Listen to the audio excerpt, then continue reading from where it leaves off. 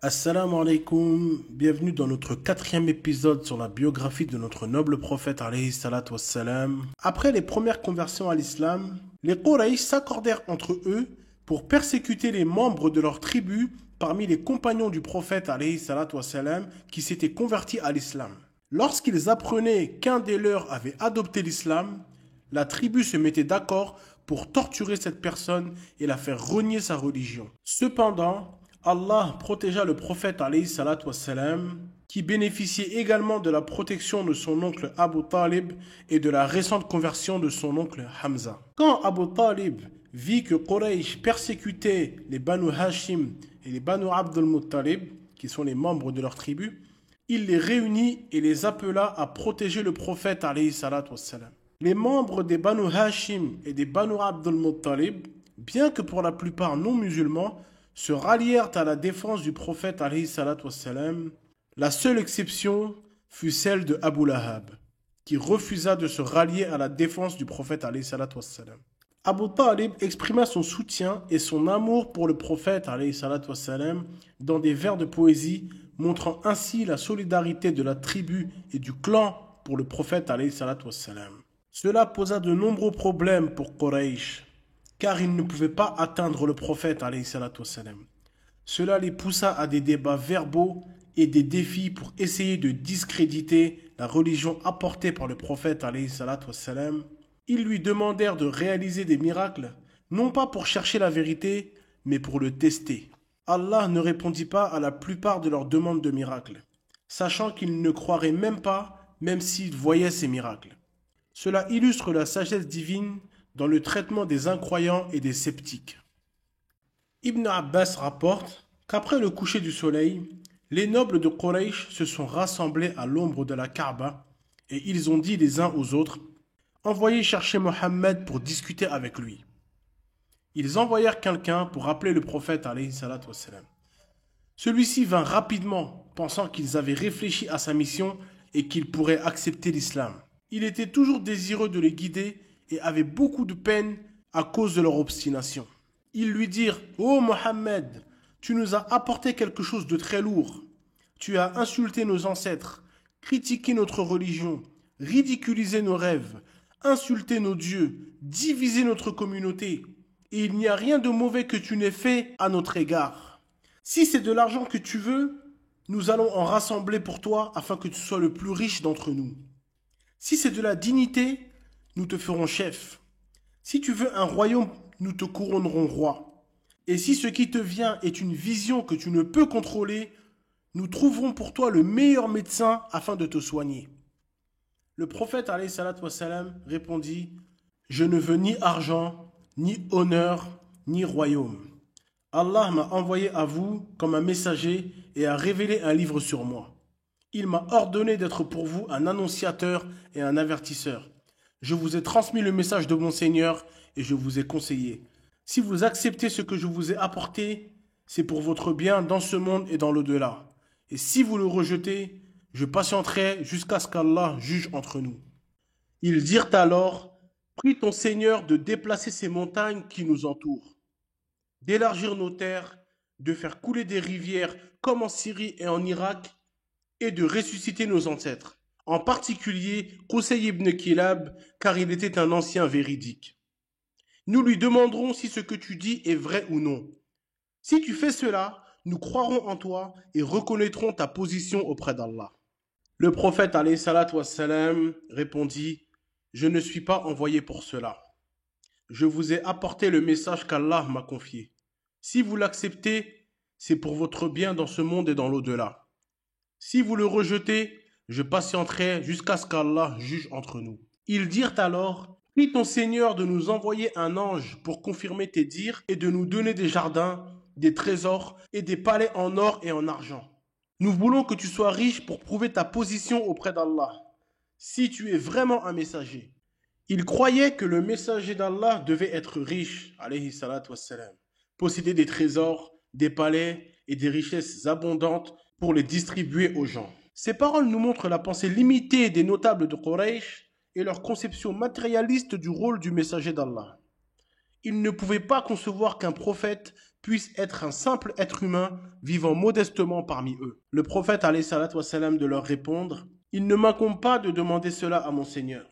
Je ne suis envoyé qu'en tant qu'avertisseur et porteur de bonnes nouvelles. Si vous acceptez mon message, c'est pour votre bien. Si vous le rejetez, je patienterai jusqu'à ce qu'Allah juge entre nous. Ils lui dirent alors, fais tomber le ciel en morceaux, comme tu l'as prétendu, ou amène-nous Allah et les anges face à face. Nous ne croirons en toi que si tu fais cela. Le prophète alayhi salatu wassalam répondit, cela dépend de la volonté d'Allah. S'il le veut, il le fera. Ensuite, ils dirent, ô Mohammed, ton Seigneur ne sait-il pas que nous sommes assis ici à te poser ces questions et à te demander ces choses? Ne sait-il pas que nous attendons une réponse? Ils accusèrent le prophète alayhi salatu wassalam de recevoir son enseignement d'un homme nommé Ar-Rahman dans la ville de Yamama. Ils ne connaissaient pas le nom d'Ar-Rahman comme l'un des noms d'Allah et pensaient qu'il s'agissait d'une personne. Le prophète alayhi salatu wassalam répondit, Allah est témoin que je suis son messager et que je vous apporte son message.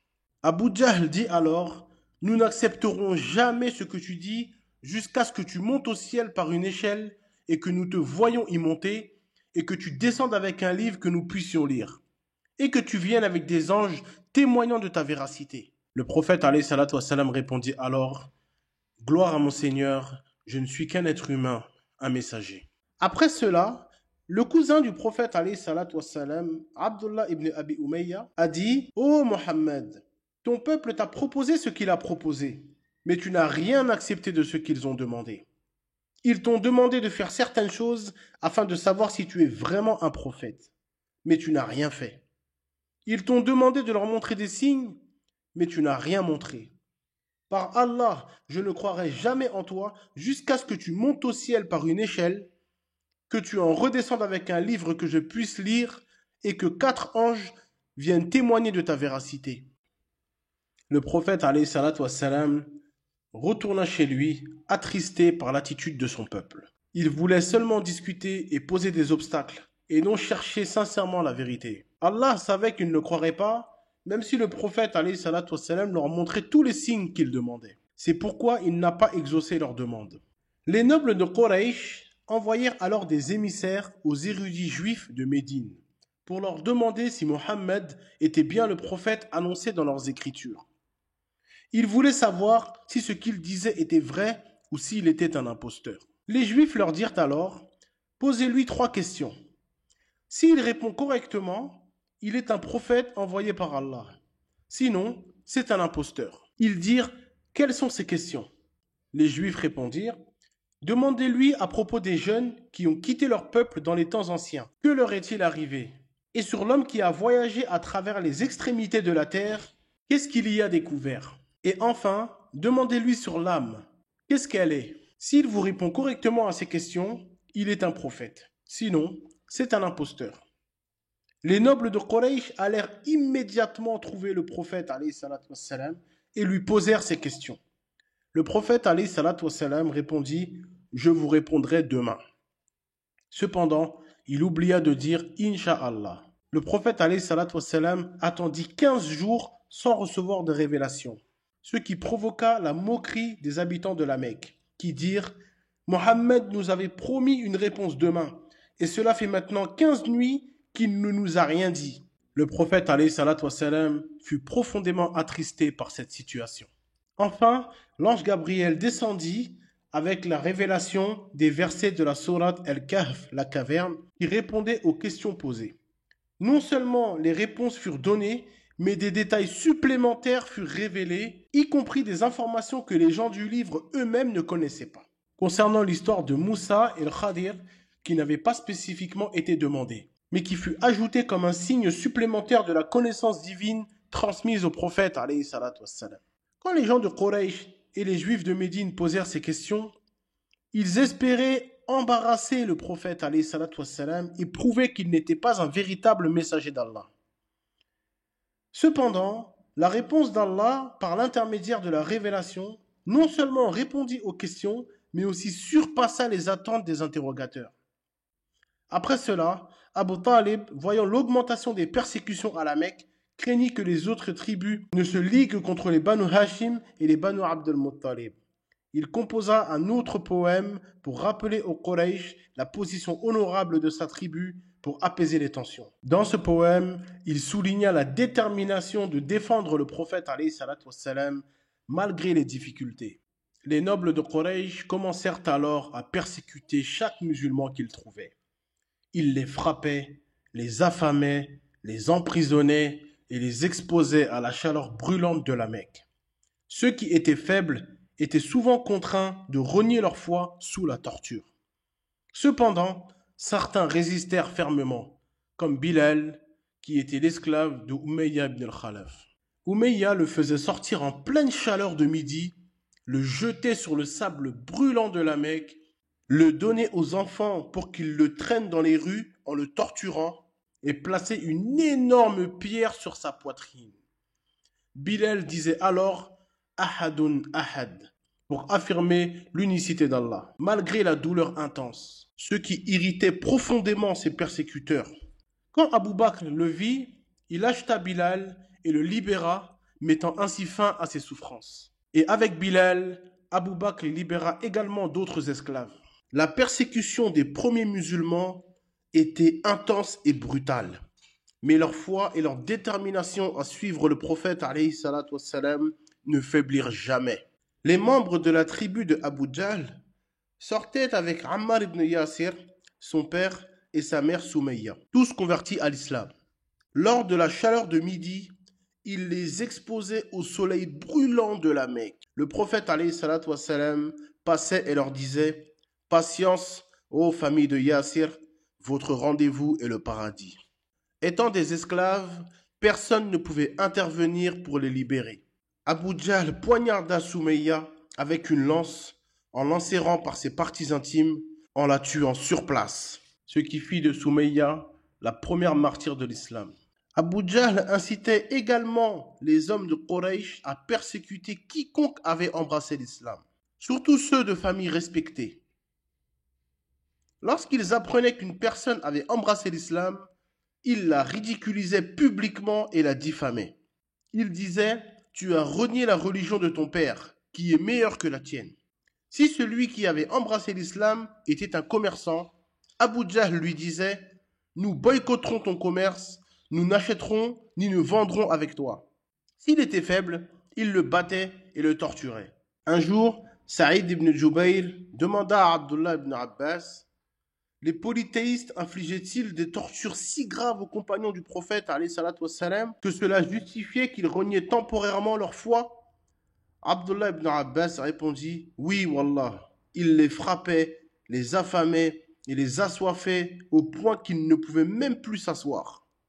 Ils disaient alors ce qu'on leur demandait de dire pour échapper à la torture, tout en gardant la foi dans leur cœur. » Et c'est dans ce contexte que fut révélé le verset « Quiconque renie Allah après avoir cru, sauf celui qui est contraint alors que son cœur demeure plein de foi. » L'être humain a ses limites et sous une torture extrême, il peut être contraint de dire des choses contre sa volonté. L'un des compagnons rapporte « J'étais un forgeron et Al-As ibn Wa'il, le père de Amr ibn al-As, me devait de l'argent.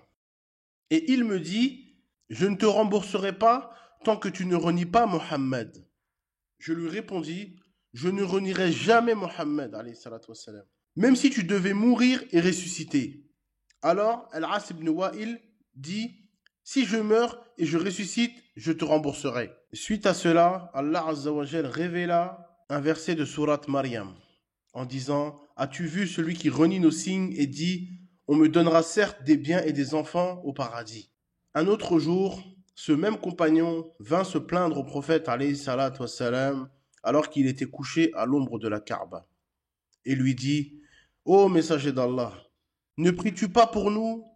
Ne demandes-tu pas l'aide d'Allah pour nous ?» Le prophète alayhi salatu wassalam se redressa, le visage rougi par la colère, et dit « Il y avait avant vous des croyants qui étaient peignés avec des peignes de fer, arrachant leur chair de leurs os et leurs nerfs, et cela ne les détournait pas de leur religion. Et on mettait des scies sur leur tête, les sciant en deux, mais cela ne les faisait pas renier à leur foi. Par Allah, Cet islam sera accompli au point qu'un cavalier voyagera de San'a à Hadramaut, qui sont des villes du Yémen, sans craindre rien d'autre qu'Allah. Mais vous êtes impatients. Le prophète alayhi salatu wassalam, priait toujours pour que l'islam soit renforcé par l'un des deux Omar, en faisant référence à Omar ibn al-Khattab et Abu Jahl. Omar ibn al-Khattab écoutait discrètement le prophète alayhi salatu wassalam, en se faufilant derrière le rideau de la Kaaba, sans que le prophète alayhi salatu wassalam ne le remarque. Et le prophète alayhi salatu wassalam récita des versets qui touchèrent profondément Omar. Et c'est ainsi que l'islam pénétra dans son cœur. Et comme nous le verrons, il se rendit chez le prophète alayhi salatu wassalam pour embrasser l'islam. Face aux persécutions des polythéistes contre les musulmans et les plus faibles, Allah permetta au prophète alayhi salatu wassalam et à ses compagnons de quitter la Mecque.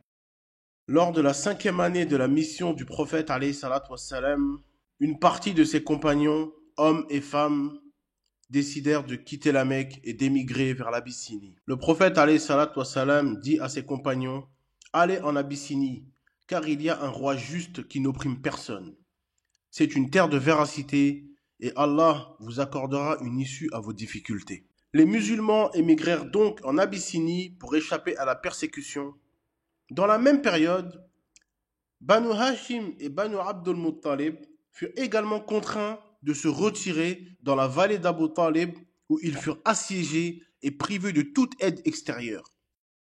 Les musulmans restèrent en Abyssinie sous la protection du roi, le Négus. Par la suite, Quraysh envoya 2 émissaires, dont Amr ibn al-As, avec des cadeaux pour dissuader le roi de leur remettre les musulmans. Quand ils arrivèrent, ils se prosternèrent devant le roi et dirent « Ô roi, certains de nos jeunes ont quitté notre religion et se sont réfugiés dans ton royaume. Nous voulons que tu les renvoies à leur peuple. » Le roi convoqua les musulmans. Ja'far ibn Abi Talib, le frère de Ali ibn Abi Talib, parla au nom des musulmans et expliqua « Nous ne nous prosternons que devant Allah.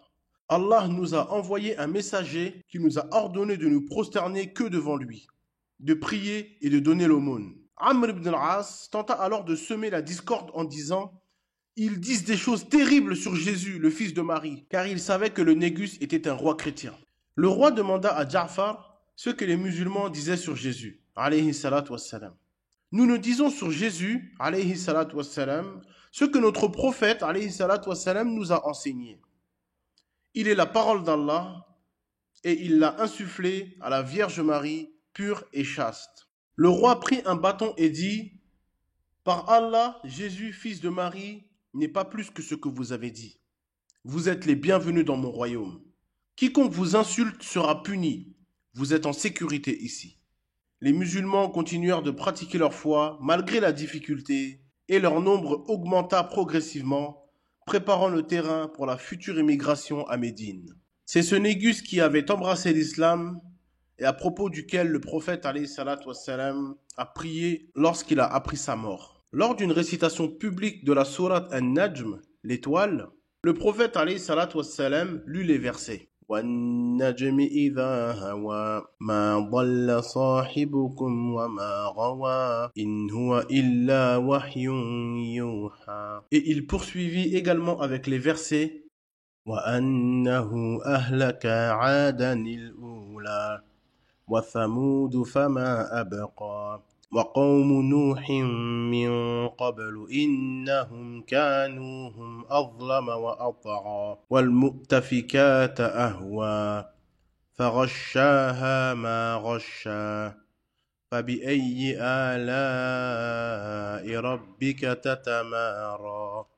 Et enfin, il termina alayhi salatu wassalam avec le verset Fasjudu lillahi wa'budu, ce qui veut dire prosternez-vous devant Allah et adorez-le. À ce moment-là, tous les membres de Quraysh qui étaient présents se prosternèrent, subjugués par la puissance du Coran. Cependant, ce geste était plus par crainte et admiration de la récitation que par réelle conversion. Des rumeurs atteignirent les musulmans en Abyssinie, les faisant croire que Quraysh avait accepté l'islam, ce qui poussa certains d'entre eux à revenir à la Mecque. Quand ils réalisèrent que Quraysh n'avait pas embrassé l'islam, ils retournèrent en Abyssinie pour une deuxième émigration. Ainsi, les musulmans trouvèrent refuge en Abyssinie, échappant aux persécutions de Quraysh et continuant à pratiquer leur foi dans un environnement sûr et accueillant. La double émigration en Abyssinie fut une période de répit pour les premiers musulmans, leur permettant de consolider leur foi et de continuer à diffuser le message de l'islam. Voyons maintenant la conversion de Omar ibn al-Khattab, l'une des figures les plus importantes de l'histoire de l'islam. Omar était connu pour son opposition à l'islam et pour sa force. Cependant, son cœur se tourna vers l'islam après avoir entendu la récitation du Coran. Il se rendit chez sa sœur Fatima et son beau-frère qui avaient embrassé l'islam. En découvrant leur conversion, Omar les frappa violemment. Lorsque Omar approchait de sa sœur, il la vit blessée, saignante à cause de la gifle qu'il lui avait donnée. Cette scène toucha profondément Omar et le fit réfléchir sur ses actions. Il demanda alors de voir le manuscrit qu'il lisait. Sa sœur lui dit « Nous avons peur que tu le déchires ». Omar jura par ses dieux qu'il ne le ferait pas. Et finalement, sa sœur lui dit « Ô mon frère, tu es impur, et ce manuscrit ne peut être touché que par ceux qui sont purifiés. » Omar se leva pour se purifier, puis revint et prit le manuscrit. Il lut les versets de la sourate Taha. Taha, ma anzalna alayka al-Qur'ana litashqa, illa tadhkiratan liman yakhsha. En lisant ces versets, Omar fut profondément touché et dit « Quelle belle et noble parole !» À ce moment-là, un compagnon sortit de sa cachette et dit « Oh Omar, j'espère qu'Allah t'a choisi en réponse à la prière du prophète alayhi salatu wassalam, car hier je l'ai entendu dire « Oh Allah, fortifie l'islam par l'un des deux Omar. » Omar demanda alors où il pouvait trouver le prophète alayhi salatu wassalam. Et le compagnon lui répondit « Il est dans la maison d'Al-Arqam avec quelques-uns de ses compagnons. » Omar prit son épée et se dirigea vers cette maison. Lorsqu'il frappa à la porte, un compagnon regarda à travers et voyant Omar armé, il retourna vers le prophète alayhi salatu wassalam et dit « Ô messager d'Allah, c'est Omar armé de son épée. » Hamza dit alors « Laissez-le entrer. S'il vient avec de bonnes intentions, nous l'accueillerons. S'il vient avec de mauvaises intentions, nous le tuerons avec son épée. » Le prophète alayhi salatu wassalam demanda de laisser entrer Omar. Dès que Omar entra, le prophète alayhi salatu wassalam le saisit par sa ceinture et le tira fermement en lui disant « Qu'est-ce qui t'amène ici, ô fils d'Al-Khattab? Par Allah, je ne vois pas que tu cesseras jusqu'à ce qu'Allah t'envoie une calamité. » Omar répondit « Ô messager d'Allah, je suis venu ici pour croire en Allah et en son messager et en ce qu'il a apporté de la part d'Allah. » Le prophète alayhi salatu wassalam dit alors « Allahu Akbar » si fort que les compagnons présents dans la maison surent que Omar venait d'embrasser l'islam. Ils furent ravis et se sentirent renforcés par cette nouvelle conversion, car Omar était une personne influente et puissante. La nouvelle de la conversion de Omar se répandit rapidement. Omar lui-même alla annoncer sa conversion à la Mecque. Il chercha un homme du nom de Jamil ibn Ma'mar et lui dit « Ô Jamil, tu sais que je suis devenu musulman et que j'ai embrassé la religion de Mohammed ?» Jamil, surpris et choqué, se précipita vers la Kaaba et cria « Ô Quraysh, Omar a apostasié !» Omar le suivait de près et dit « Il ment, je suis devenu musulman et j'atteste qu'il n'y a pas de divinité digne d'adoration sauf Allah et que Mohammed est le messager d'Allah. » Les membres de Quraysh se jetèrent alors sur lui et une bagarre éclata. Omar se défendit avec courage, frappant et étant frappé jusqu'à ce que le soleil atteigne son zénith. Finalement, Omar se leva, épuisé mais déterminé, et dit « Faites ce que vous voulez.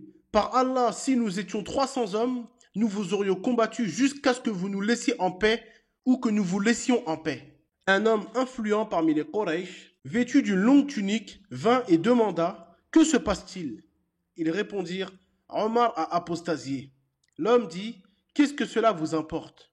Un homme choisit sa propre voie. En entendant cela, ils désespérèrent. Ce jour-là, Omar prouva sa détermination et sa bravoure, et il continua à défendre l'islam avec vigueur.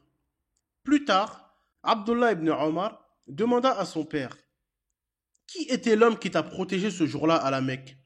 Omar répondit: Al-As ibn Wa'il.